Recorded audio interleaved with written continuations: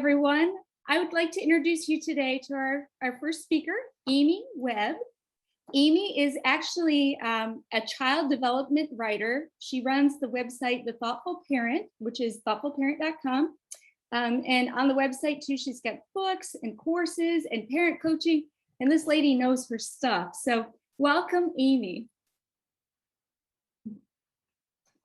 Thank you. Thank you for having me. Oh, thank you for being here. So Amy, can you just tell us a little bit about what it is that you do and why you're so passionate about helping parents and their kids? Yeah, well, I mostly call myself a writer these days. I started with blogging about 12 years ago when my son was just a baby, and I wanted to kind of stay engaged with parenting research and what was going on in the field. And so I thought a blog would be a good way to do that. And also I wanted to be able to kind of share parenting research with everyday parents that are out there, because I felt like so much of the parenting research that's done in universities, it just gets stored away in an academic journal somewhere and no one ever sees it. So my goal was to use the blog to kind of bring some of that out to the public and in a way that can be useful to parents. And so that's really my goal. And that's what I've been doing for the past 12 years or so in different ways, the blog and now some freelance writing. And so that's been my whole goal, is to help parents and to bring that research to them so they can use it. That's awesome. That's probably an easy way to stay on the cutting edge of what's going on too, as far as, parents. And I keep thinking about SEL and all these new, I'm calling them advances, but new approaches to parenting for sure. Right, exactly. Yeah. That's awesome. Well, when you, as you're doing your research, are there some common false beliefs that parents have about, trying to help their kids with their emotions?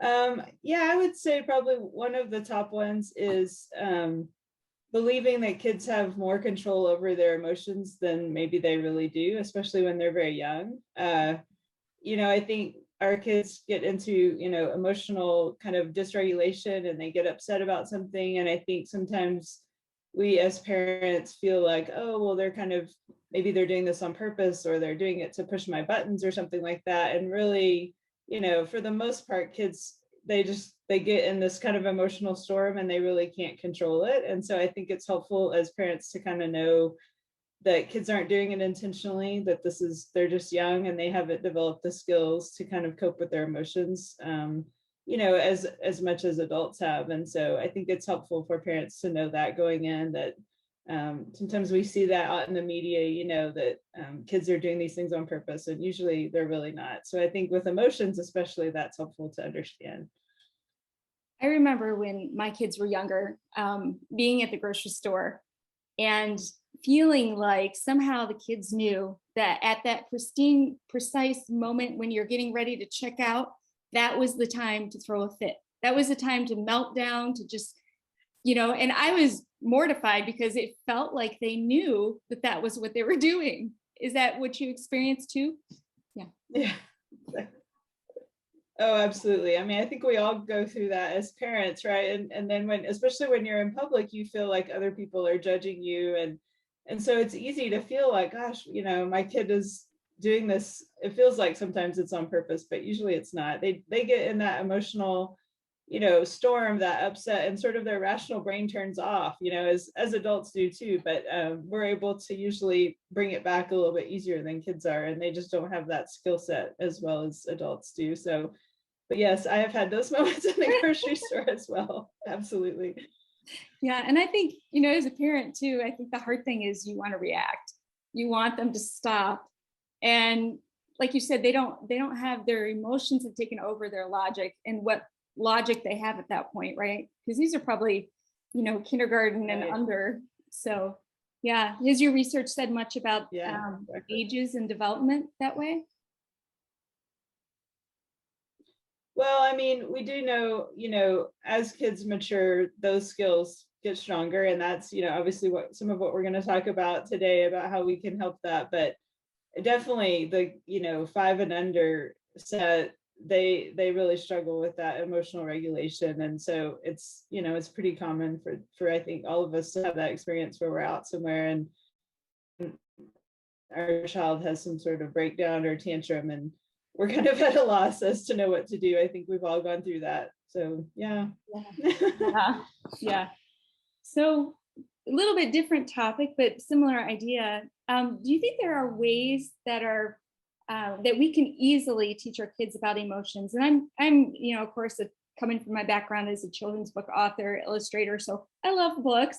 But are there ways that parents can help their kids figure out how to identify their emotions?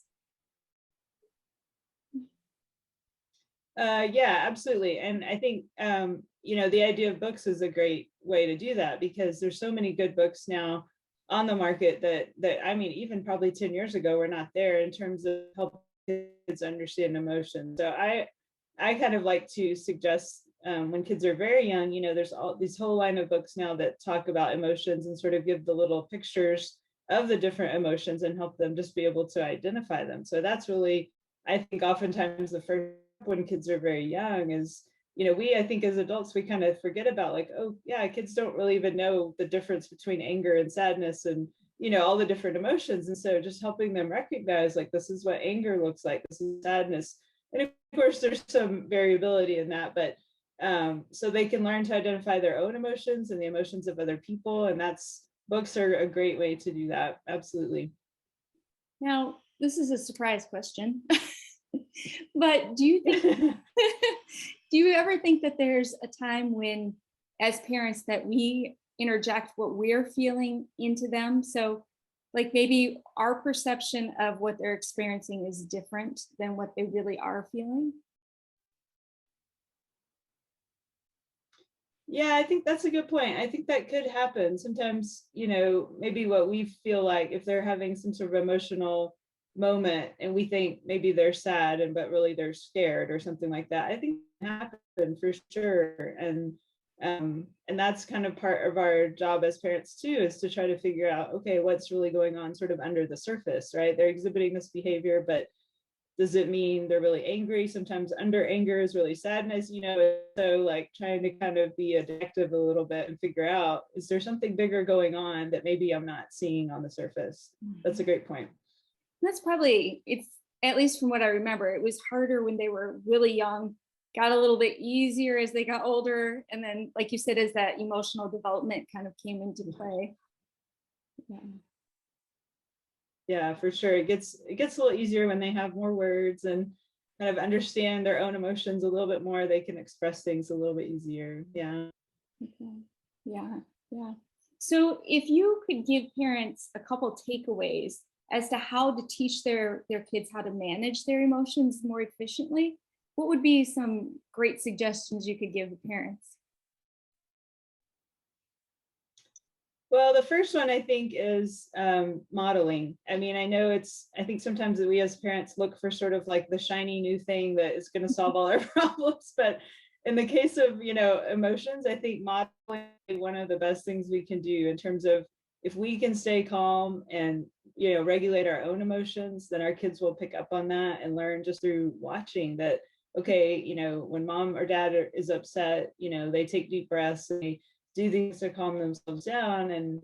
And so if we can model that for them, they watch everything, and they will pick up on that this is how to handle emotions. And it takes a long time. It's not, it's not an overnight process, but modeling piece is huge. And it's hard as parents because, even though we're adults, we can lose control of our emotions too. And so that is a hard part of it, to keep our own self-regulated. But if we can, that really does help them. The other thing I thought about was trying to have developmentally appropriate expectations for what our kids can do. So if we go into a situation knowing, for example, a toddler is going to have a hard time sitting still for a long time if you're in a waiting room or something like that.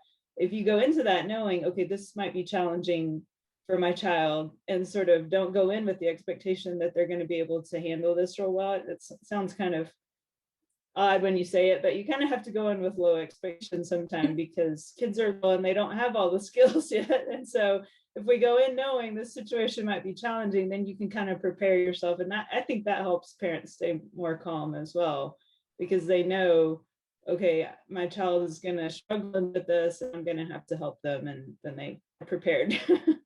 Yeah, that's a great point too, because I think, like you said, if you're modeling already and then you go in with high expectations and then you show them that you're disappointed or then there's going to be some sort of reaction on their end. Yeah. Yeah. I was Right. I was chatting with somebody earlier, and we were talking about kindergarten and getting dropped off at kindergarten class for the very first time.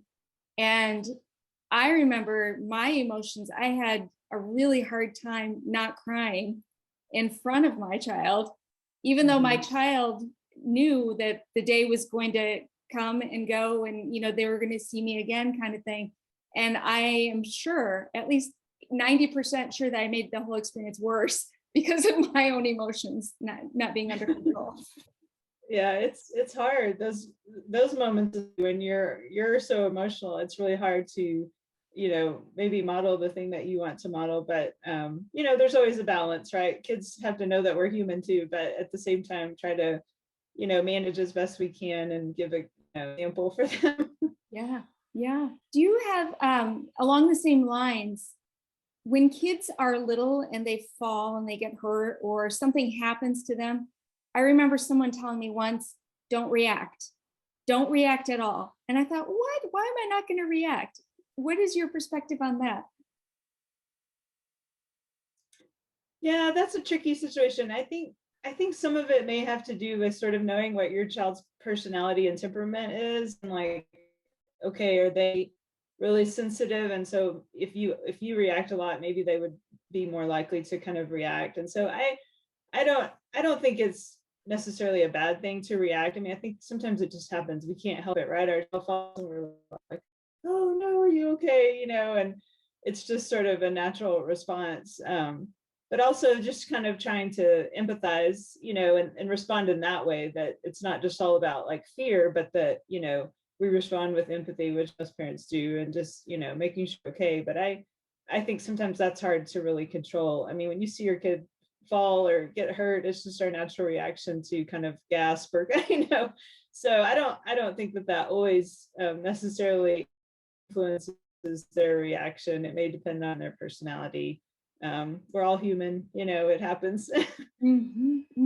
So basically, like modeling, having an empathy for the situation and appreciating where your child is developmentally are probably the best suggestions at this point.